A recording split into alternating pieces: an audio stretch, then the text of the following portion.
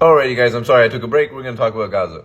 You know I'm always going to start here. 26,612 people killed, 24,320 of them are civilians. Again, we are just staying strong at a 93% civilian murder rate. We've not really dipped from this for a long time.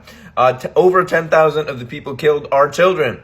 5,475 of them are women. Also, the number that always scares me the most is the number of injuries. 52,000 injuries, which is more than several surrounding countries could take care of. And in fact, I looked this up. Several European countries can't handle 52,000 additional injuries. The number of journalists killed as of the time that they prepared this infographic is 93. I know from personal news sources, it is now 97. I'm going to show you guys this a little bit later, but you know how they say there's no churches in Gaza and there are no Christians? There are now only 700 Christians in Gaza. There were over 1,000, but we've killed a lot of them. And by we, I mean the United States and Israel. 4 damaged churches, 162 damaged mosques, 296 damaged schools. These are the places that people take shelter in. So when they're bombing schools, they're just bombing the only place that's left, because about 1.9 million, people are homeless now. There are 2.2 million people in Gaza. 1.9 million of them are now homeless. So they take shelter in schools. And we'll come back to this targeted health staff because it's important. Right? Because this is really important to understand. They not just killed health staff, they've also arrested almost 100 of them, taking them away from their patients. Remember those 52,000 injuries they should be taken care of? They're taking the doctors away from them and holding them in jail without a trial, without any charges, just taking them away from their patients and humiliating them, beating them in their detention centers.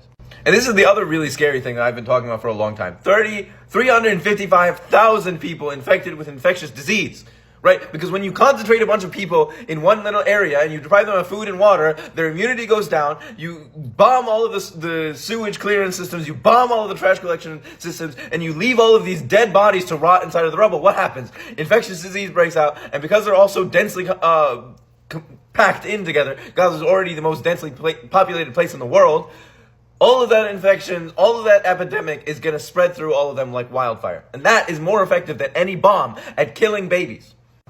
This is just some more information. You guys can pause if you want to see it. But again, on the point of doctors and hospitals, 23 hospitals taken out of service, 53 health centers taken out of service, 140 health institutions partially taken out of service, right? So they bomb them, they try to take out their generators, or they take out the cancer ward, for example, but it's still running otherwise.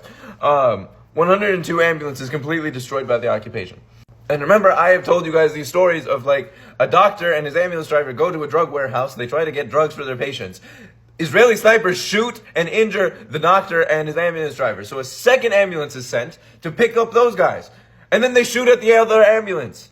As I've been saying for a long time, there is no place that is safe in Gaza. They bombed Jabalia refugee camp for what I swear is the 10th time last night. They did it all throughout the night. They bombed Jabalia refugee camp. They also bombed, for what I swear is maybe the 5th or 6th time, Deir al-Balah in central Gaza.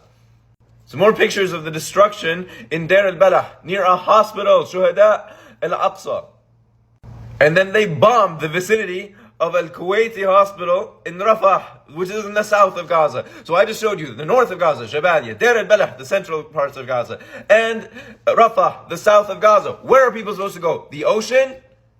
I don't care about Gaza. I literally don't care. For all I care, they can go out and to swim in the sea.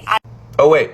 That's actually what they believe. That is an Israeli minister on television telling us that that's where they want them to go. They're bombing the north, they're bombing the central part, and they're bombing the south. Where are they supposed to go? She just told you. The ocean.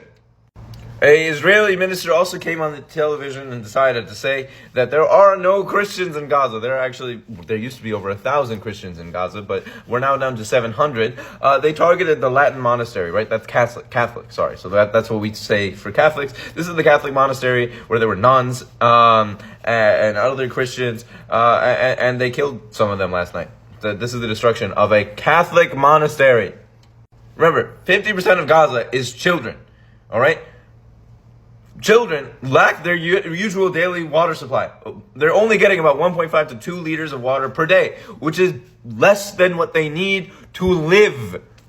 Whose fault is that? Oh yeah, maybe it's the government that is illegally blockading the entire Gaza Strip and not allowing any food or water in. I don't know how every single day the barbarity of Israel is laid bare in front of your own eyes, and there are still people who support it. That means that there are people living amongst us who are psychopaths, who are genocidal maniacs. This is the most disheartening news ever. I choose to believe that the people who are still supporting Israel just haven't seen this. So please share this video. Please show them why Israel is not a country you should ever support.